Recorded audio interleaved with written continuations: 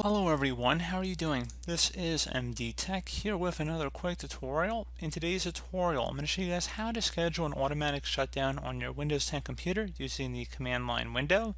This should hopefully be a pretty straightforward tutorial, and without further ado, let's go ahead and jump right into it. So first thing I'm going to make note of is that there's going to be a command in the description of my video. I want you guys to copy it. It starts with shutdown and then space minus sign S and then another space minus sign T, and then finally another space and then just says seconds. So you want to copy that and then open up the start menu, type in Notepad. Best result should come back with Notepad listed right above app. So go ahead and left click on that.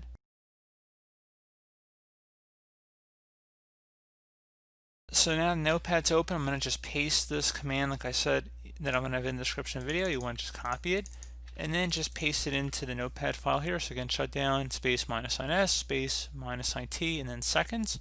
So in the seconds field, you want to type in the number of seconds you want to elapse before your system shuts down.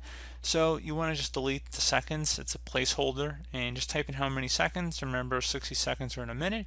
I'm going to set it for 10 seconds. Make sure there's a space between the T and the first number of how many seconds you wanted to wait for.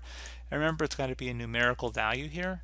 So once you have it how you want it, just highlight over it, right click, copy, or you want to use a keyboard shortcut, doesn't matter to me. I'm going to go open up the start menu, type in CMD, best result should come back with command prompt. I'm going to go right click on that and select run as administrator. I'm going to select yes for user account control prompt, and then I'm just going to paste this command in. So I'm going to go up to the top bar of the command prompt here, right click on it, select edit, and then select paste to paste it in.